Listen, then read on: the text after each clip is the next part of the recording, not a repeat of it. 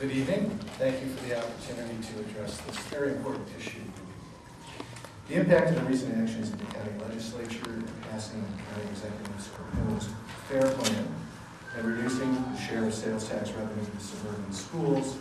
beginning this January is both immediately severe and far-reaching. It certainly seems to be anything but fair to 24 local school districts affected by mid-year reductions in their revenues.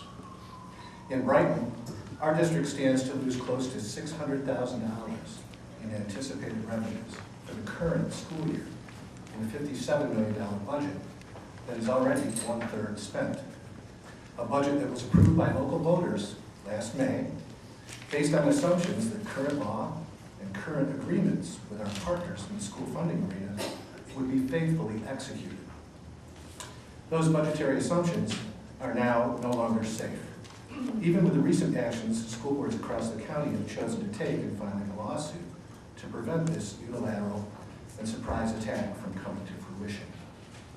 Furthermore, the county's actions have now added to our expenses for the current year by forcing our hand at pursuing legal recourse, much like we felt compelled to do last year to fight the case the county brought proactively seeking permission from the courts to divert sales tax revenue streams to all of the partners in Warren Ryan at that time in order to cover the costs of Medicaid and to reduce its budget yet. Left unabated, the proposed reductions for next year would either cost the schools in Brighton $1.2 million in reduced programs and services to children, many of those programs and services mandated by state regulation or federal law, or it would cost the taxpayers in Brighton an additional 2.8% on their school tax bill a year from now, just to plug the gap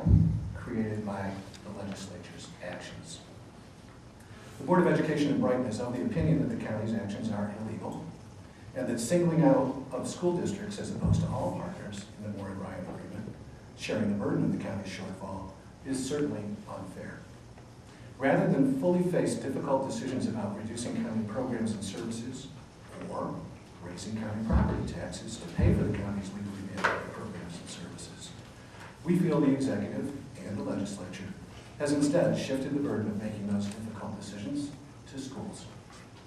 To do so partway through a budget cycle forces us to consider reducing programs and services immediately, rather than allowing us to offer our community and its children the level of programs and services, teachers and textbooks, field trips and assemblies that our voters expected when they pulled the yes vote lever last May. That is wrong. The legislators' actions and issues are causing us to break faith with our constituents over expectations they have for the high-quality public schools many people move to Monroe County specifically to enjoy. Our alternative in the current year is to absorb as much of a shock to our revenue stream as possible and to thereby exacerbate the impact of next year's now anticipated even greater loss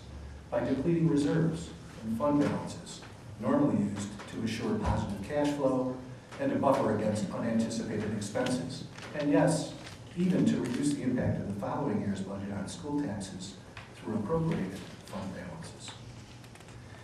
Adding insult to injury, the executive has offered her efficiency team as a resource to our schools to help us find ways to solve a problem that has been thrust upon us, a problem not of our own making, but of yours. The school business officials of Monroe County, our BOCES, and our boards of education are well-versed in cost reduction strategies, shared services, the maximization of state, federal, and local tax dollars. I would venture to say that Monroe County could learn a thing or two about municipal finance from us. We are, after all, not the ones with structural deficits in millions of dollars, or with a stubborn refusal to raise property taxes to close the gap between our state and federal resources and our annual costs. November's elections are only weeks away, and should the majority change in the legislature as a result of those elections, I would urge this caucus to immediately reverse the tide from the current administration's planning with regard to sales tax distribution, and to, instead of playing pass the buck, or no bucks, to engage in dialogue and debate with those partners who were once fully involved at the table when Warren Ryan